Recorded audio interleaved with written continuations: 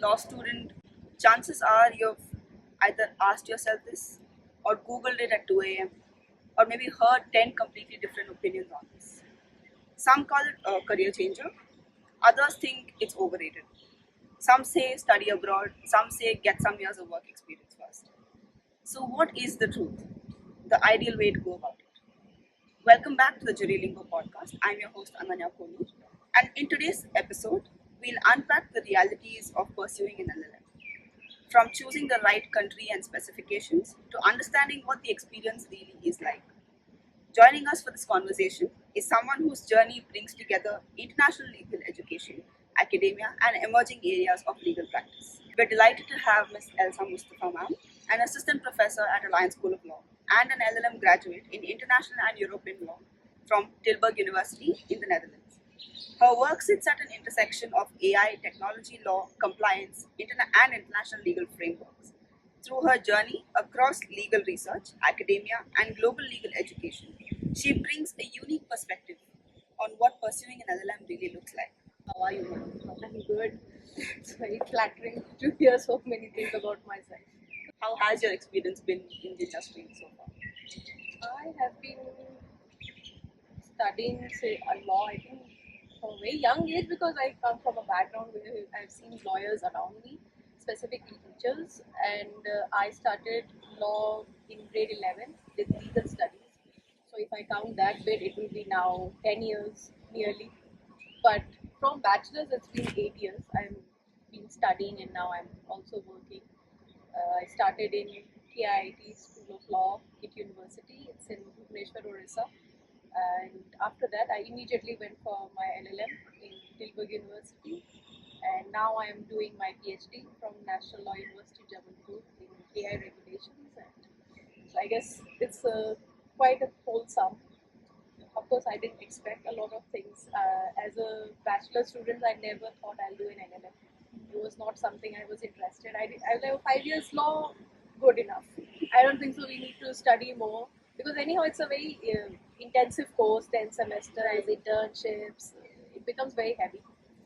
But I guess some things just choose you, and this was part of it. Yeah.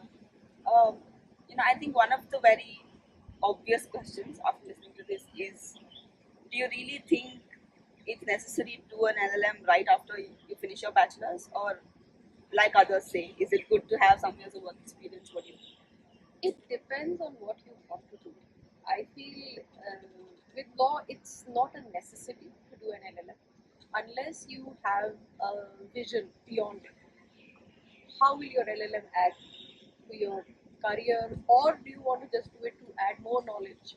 Because it's a little more in depth than your bachelor's. We already have an honors, so my Right. honors was international law, but I shifted in my LLM completely to European law and global law. So I studied everything of European law.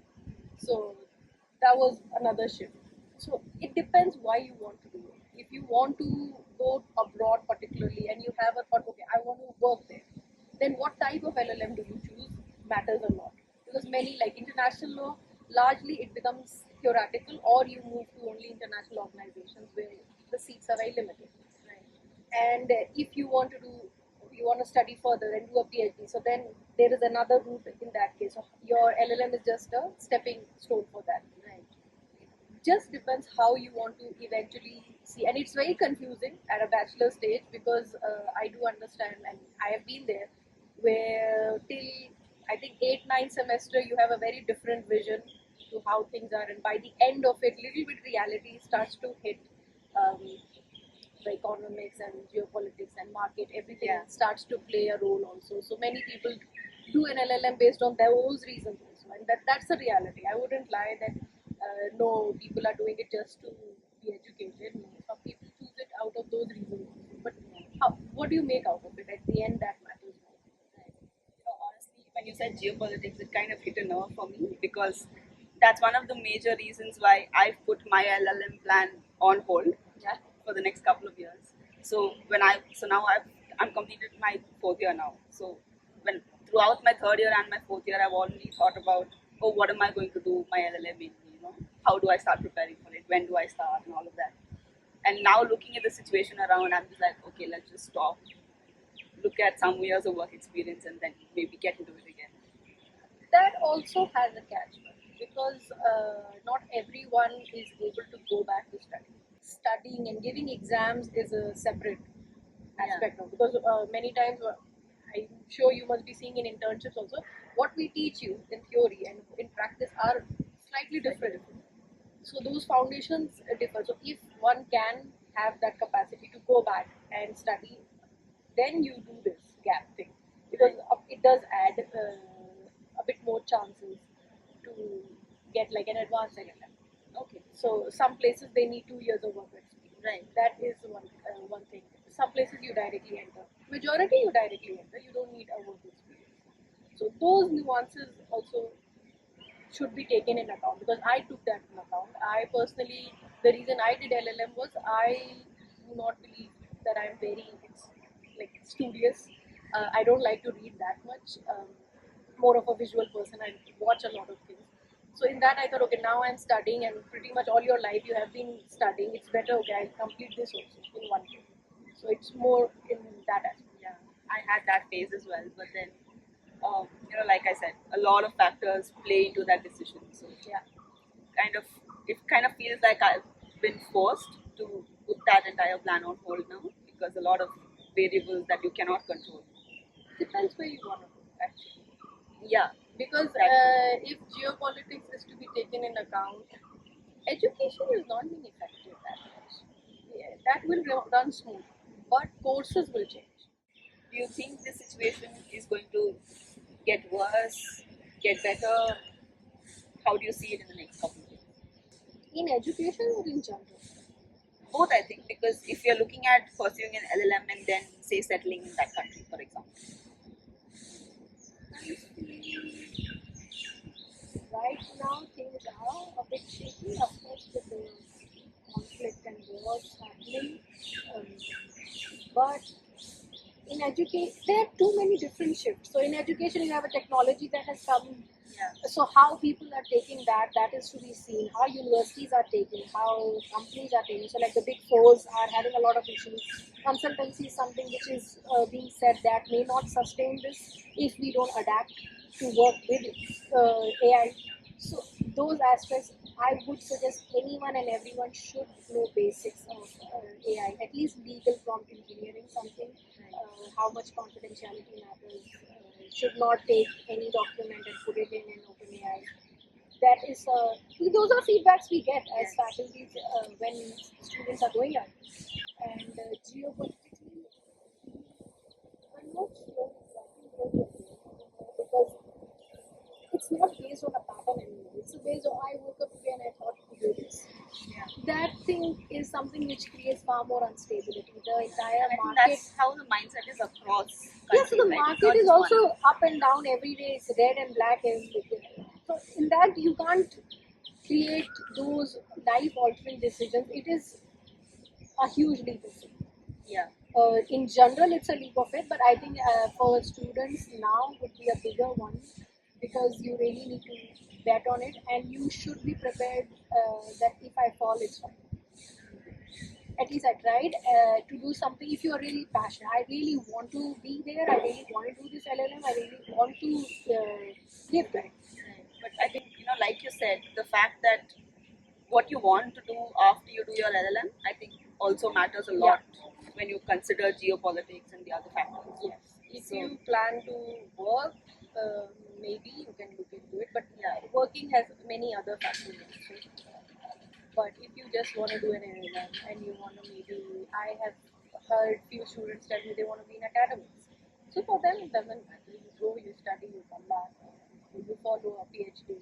It's a different trajectory altogether. right. That brings me to my next question, ma'am. Like you kind of, initiated that conversation on if you want to come back, if you want to study in a different country and come back and work in, say, India. How much of a value does the LLM really add on your resume when you sit in front of an employer saying, okay, I've done my LLM from this country in this subject, and this is why you need to pay me this much or hire me for this job? Depends with coming back and joining a corporate side or a technical side. One bifurcation is that. Another would be it does hold value. In all reality, there are places where I think is based just on an international level. Some places it is based on just top 10 tourist rankings. So that thing does happen. However, the other side of it is credits. So when I was going, I was given the advice that I should check how many credits. That is one thing where your university recognition itself at times can be questioned. Right. An international degree can have those questions. So one of the key aspects is to see credit. So in India, when I was going, the base was 42. Very recently, I heard someone telling me it has become 24. I am not sure. Please check the university's website. So that is something to keep in mind. If you have enough credits, it should be good. Okay. Again, ma'am. So, when I talk to my father about my future plan and whether I should do an LLM and all of that, he kind of hints towards the fact that an LLM or an advanced degree has become a prerequisite now to be able to become hireable, right? So, Internationally, it's true. Yes, it is. yes. Okay. Internationally, anywhere, I think few things are key. One becomes firstly based on countries. So European countries, language will play. Um, and the other aspect is they usually baseline is you should have a master's degree. Very few things need a bachelor's, and in that also they would prefer than their own bachelor's done by their students who know the language or who are natives of that country, or at least who you don't need to hire to give a visa, because that becomes another aspect. You need to meet the benchmark of the visa salary, and that is higher, so they may not want you. Is that why you also mentioned earlier that it depends on whether you're getting into a corporate job when you come back to India or you're getting it at No, not exactly, because corporate side is different. At the end, corporate, I'm not sure how much your LLM is useful. Depends within corporate also, because there are many corporate houses. So when I came back, actually before even I came back, I did speak also with corporates, and an interview could work out and all those things were there, but eventually they are not going to be using my specialization, because you'll start at an associate. Yeah. An associate is not having a bifurcation per se. You are going to be dealing with everything. In academics, also little bit you have the autonomy. You will be given your own subject. So my LLM is in environment law, so I taught environment law first. Right. So at least you stick around your similar specialization. Otherwise, then what was the point of an LLM? Yeah. Right? If you're not, because now you will have to write a master thesis, and once you do that, that means you have invested a lot of time. And mine was 12 credits, master thesis alone. Just the thesis is that much, and rest is 666. And in Right. bachelor's over here, we have 4 credits, right? Yes. So that much amount and time, and honestly, even your own personal mental toll that you go to a separate country, continent, and live there by yourself, no matter how many friends you can make or not. It's a different journey. It changes you. Some for good, some for bad, but I would say it changes you in a for a better outlook at life. You see things more practically. So in that, I feel it doesn't make sense. Then if I have put so much of an effort and then I go and just become, I can become an associate before doing that. Why do I need to do it? True.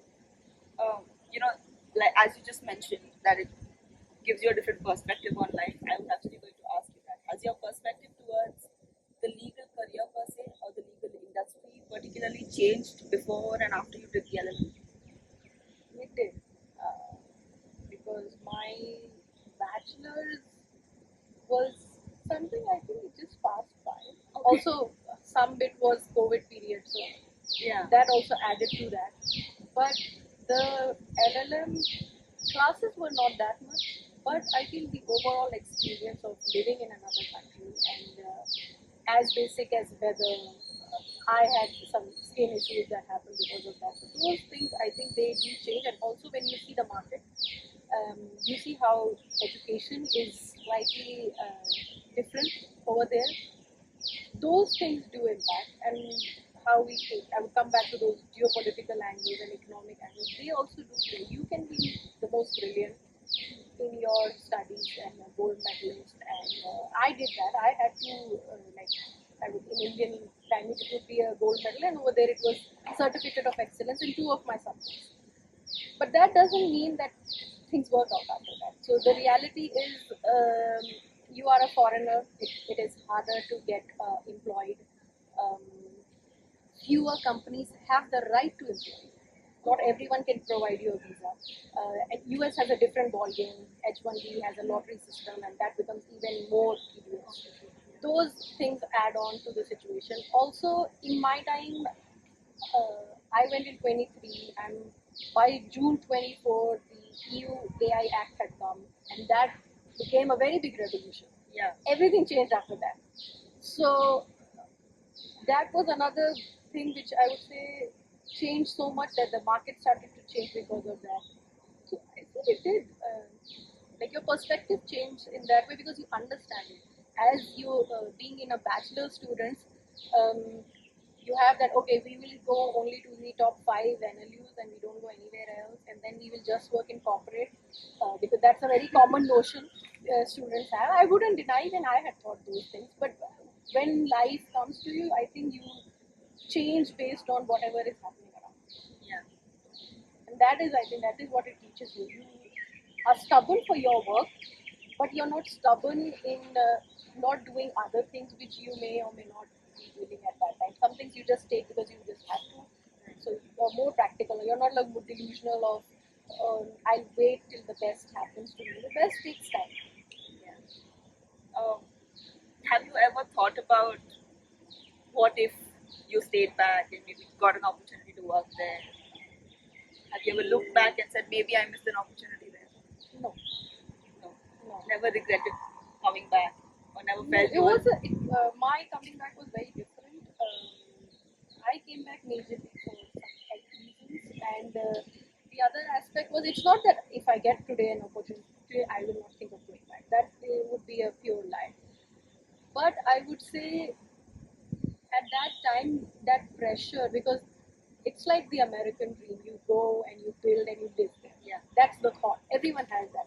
And in that, when your time came and things reversed, so you do feel initially, I would say, for good 6 months, you feel that okay, maybe I. And then everyone who meets you will tell you, oh, you should have stayed back. Yeah. Why did you come back? And they don't realize that it is a hardball there. And I had applied. I had done everything. Things didn't move at the right time. They happened a bit later.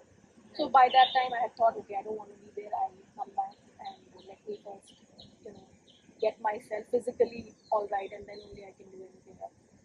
That's what I said. It's a plan, right? How do you make that plan? So I did make that Excel, and I did do everything, and so those things did happen.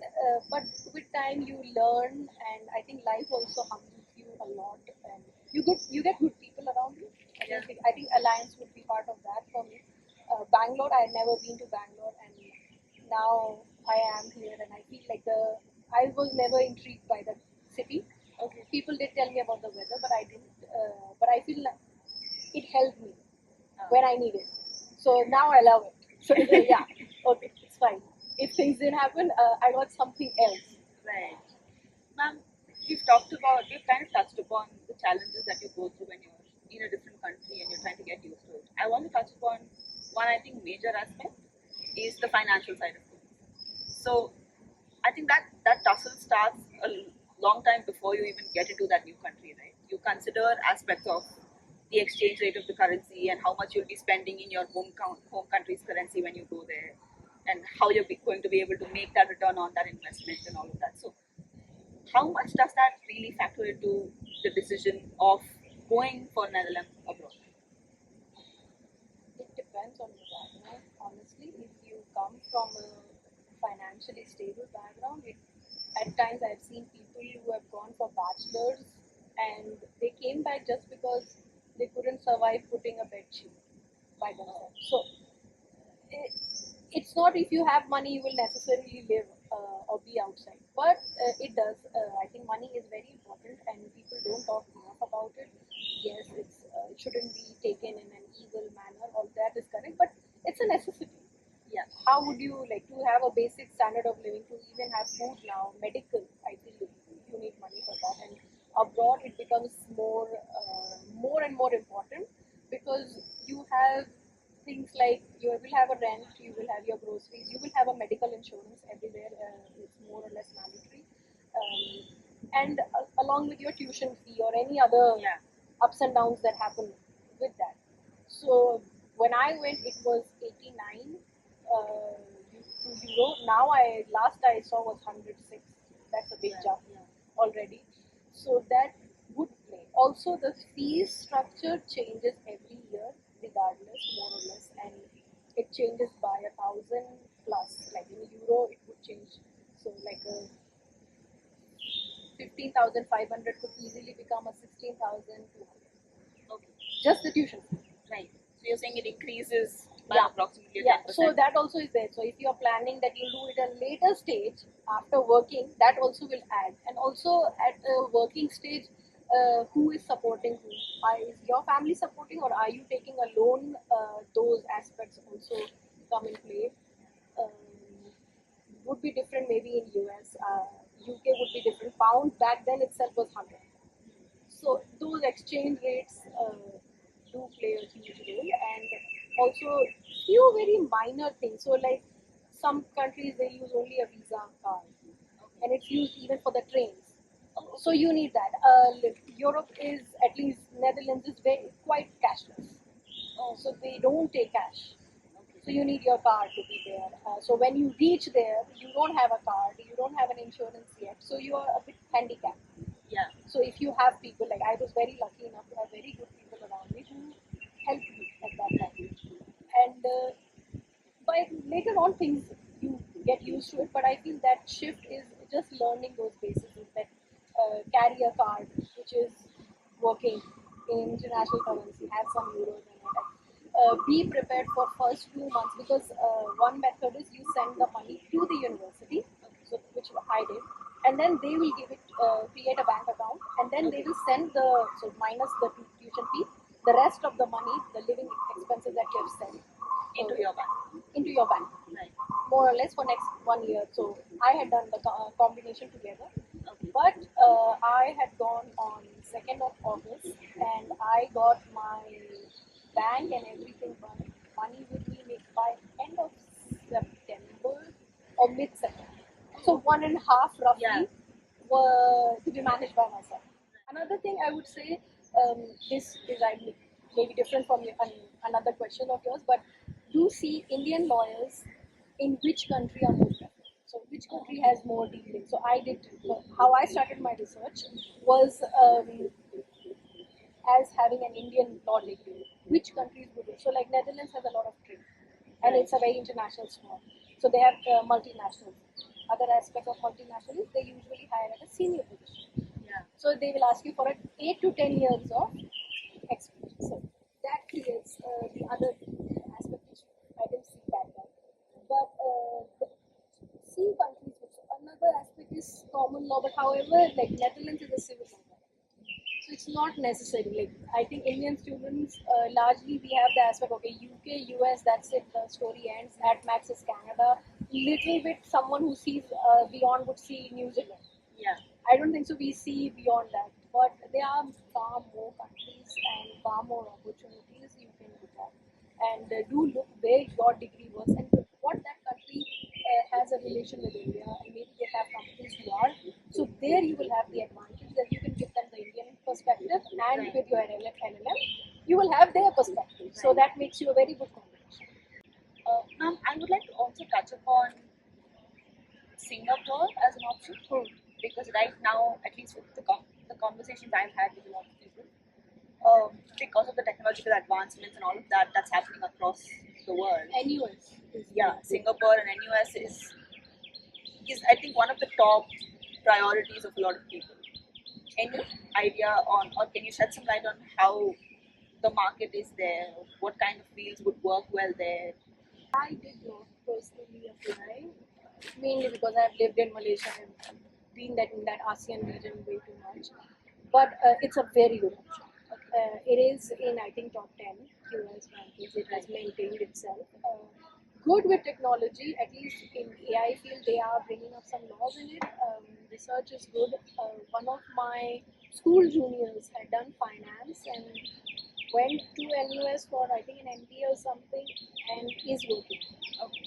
So it can work out, but you have to understand it's a city. It's not a Yeah. country per se. So it's a smaller one, and also the hiring and all at times, at least for law, because there was a time where I have done like a global application also, where everywhere you just put it. So there for Singapore, what I noticed a lot of times they want you in the dark. Already before. Okay. So that is one thing. But until and unless if you're really keen, so I looked at it not with the full focus that this is where I want to go. Right. But if you look at the marketing, so you need to go and see those. What is the job The description? requirements, What right. are they looking at? What positions are they hiring? Where are they willing to take and foreigner? Yeah. So in that, I think the other one would be competition laws. A little bit there they have.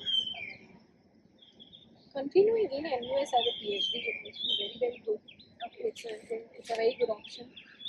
So I think you have to first look at which area in that you're looking. But as a country, for Indians, it's a good option. It's not very far. I think it would be 5.5 to 6 hours of a flight, at least from Delhi side. I'm not sure from Bangalore how long will it take. Food would not be a very big problem. Climate should not be humid, but mostly tropic. Every It's evening easier it to will- adapt, I guess. yeah, it's easier to adapt because I have some family there. I have been there, and in comparison to Malaysia and Singapore, so Singapore is slightly more little advanced in the way. Smaller city, they have more control. Um, Public transport is their main means. You can't really buy this Private. car and all because a lot of road tax. Those kind of things are there. Housing, do check. I'm not sure how good or bad because it's a small country. Possibly an issue might be there.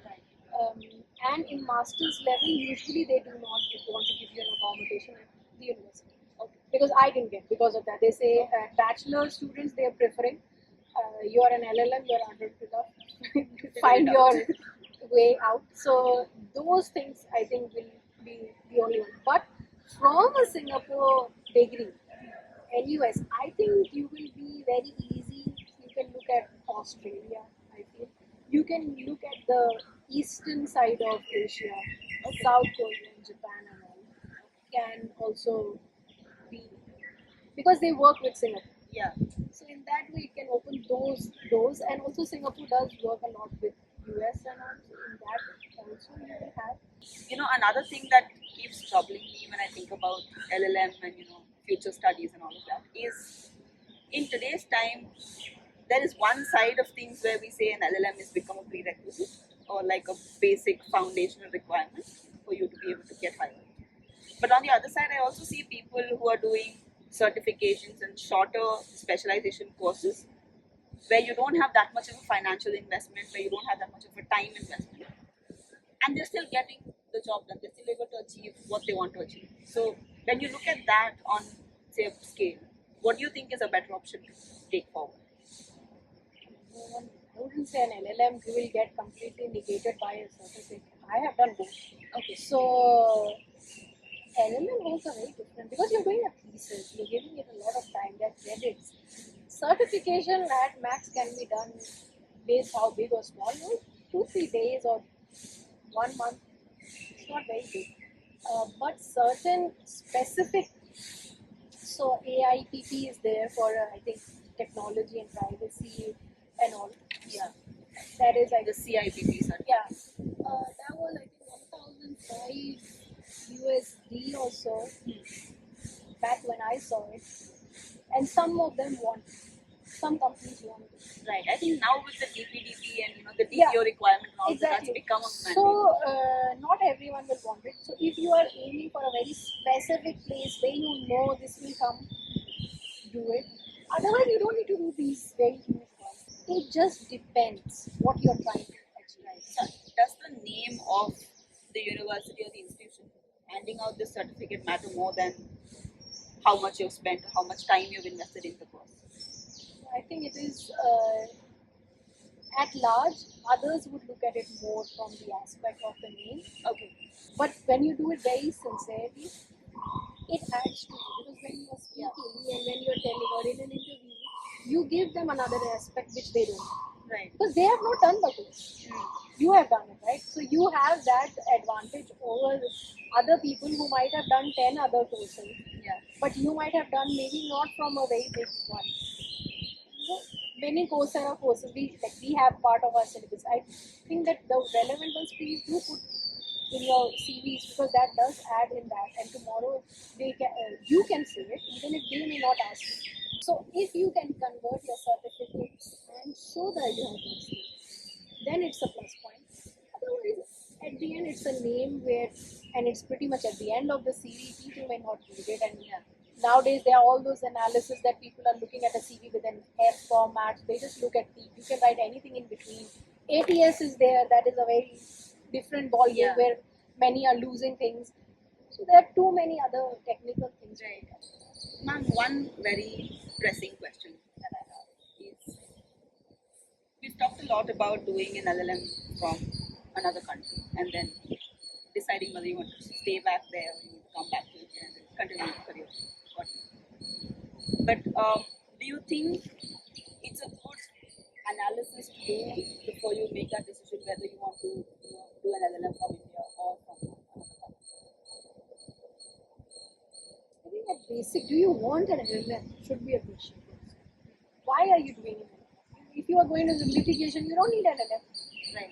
Many people don't, or many do it much later in life when they are done 10 years of litigation. Okay, today let's go do one LLM, come back, doesn't change anything in their life. They're doing it for the fun of this education itself or the book itself. So I know someone who is doing a PhD who is part of IPR, and he's doing it just for the love of it. Okay. It has nothing, will add nothing in his career, will do nothing. It's just, I really want to do this. This is a problem I've seen in court. I want to fix it, or at least I want to read more. Right. Since you said that, what I'm thinking right now is, does studying about that subject while doing a PhD or while doing an LLM through your thesis really help you in trying to understand the practical aspects of that issue? In the sense, once you do it in your thesis, if you go back into practice, will you really be able to make that impact of making that change that you really want? You cannot make an impact, because at a PhD level also, the only suggestion you can give is, okay, maybe this subsection can Policy be change. changed, or some recommendation of very minor. You cannot say, okay, this entire act can be changed. We never say that. You should never be doing it. It's a very minor thing, because the aspect you are working is very small. So it is not for others, but for yourself and for your growth and that process. Honestly, that process is not tedious, but to go through that process as a person who is at a different stage, has more understanding of things, that is the main thing. So it's, I think, more of a personal growth that happens. May not translate to your practice until there is a personal growth and you yourself have changed. I also, now that we've got this out of the way of how do you figure out India or another country, I want to go back to your experience while you were doing your LLM and ask you how difficult or how different is it to network and seek opportunities in a different country through an LLM? It's quite difficult, because you don't know the people, you don't know how the temperaments, you don't know the cultural differences, language base. You can be at a job fair and everyone will say, oh wow, we can take you and things will work and this and that, and then eventually nothing will be of substance.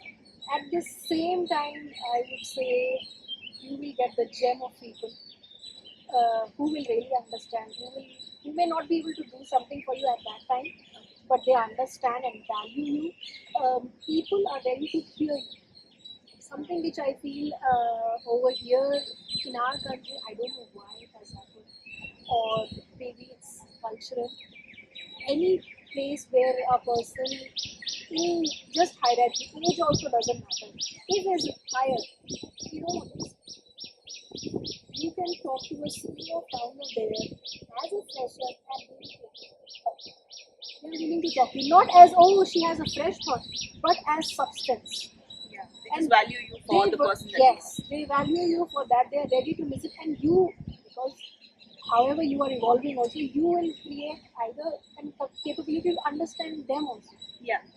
So if they are telling, okay, we would really like to do something for you, or you are such a great person, I want to create a position for you, and all those things, if they don't materialize also, you know that if that came from someone at that stature, that means you had something. Yeah. It just adds a little bit of confidence, because underconfidence also becomes something very easy. Over and under are very easy to happen. Right. In that balances you up, that okay, at least I am at the right path. It didn't work maybe now, it might happen later. Maybe the same person will come and you can be in touch for years. Like I am in touch with few people for now, I think nearly 2 years, and they want to know what I'm doing, and they're much seniors in their 60s, founders, CEOs, but they value you for your mind. Yeah. So that is like, there are two sides. So, but this would be like 10 people you have tried to do things, but there's this one gem will come out. But you need to go through those 10, 20 people. Yeah. Other would be working itself. I don't think so. I have not personally done that there, so I don't know how it would work. But I feel it wouldn't be the same as here. But does the struggle of trying to the job search that we do, the phase of searching for That jobs, is it. You will that's the same here and there, or is it better or worse there compared to here? Because we only know how it is in India, right? And that's what I said. In your country, you have advantage. Yeah. You have the Even advantage of knowing people. yeah, but Here even you don't know that. You don't have that advantage. And I think that is same across. If you know people, your family will know some people, or you have interns somewhere, they really like you. That is how it picks up. It's the same program. The only difference here and there is, okay, there they will have to pay you extra, so you think twice. You are not the most attractive financially, because they need to provide you a visa. But if you are the brilliant one, they are willing to do that because they value talent.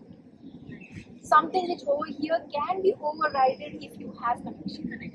So that gap can remain. I'm not saying that over here you will not be hired if you're not talented. There will be people who might have both or who might have none and still be.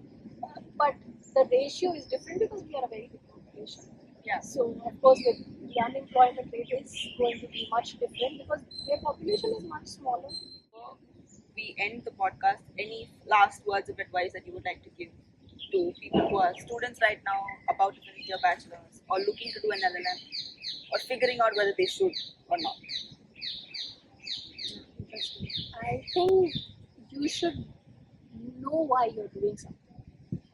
You may not know if you'll get a job. You may not know if you will live any country that you're choosing, considering this is specific to being in a foreign country. But you should have that clarity that I really, really want to do this. It should not be clouded.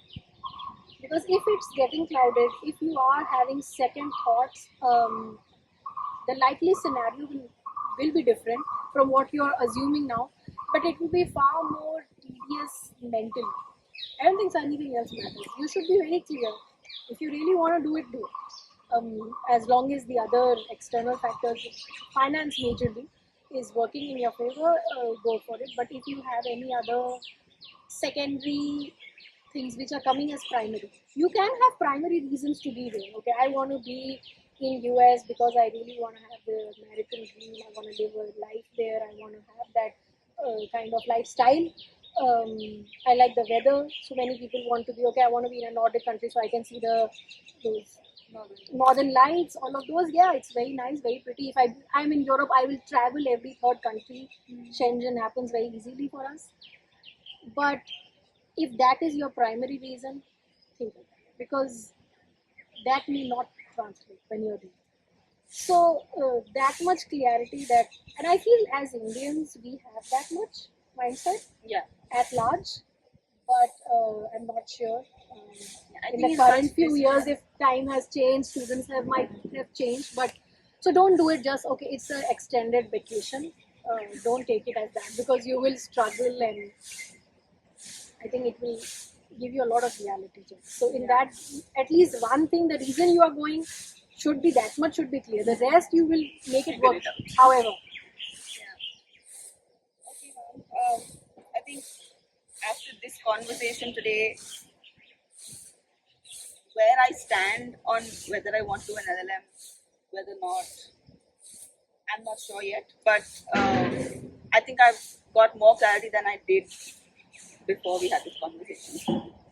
And I don't think now I need to go to Google at 2 a.m. to figure out whether I need to do an LLM. I think you should do the Excel. Yeah, I Go think a that bit is a better a task bit to do. old school, but I think it gives you a very good perspective. Yeah, And it will give you good reasoning because you will choose if you are planning a long-term stay. So you will see those parameters, and then you have a Right. more clarity, at least enough to create a decision. It may still not go in that way, but rather than just googling and seeing on sites, I think that is more Yeah. better.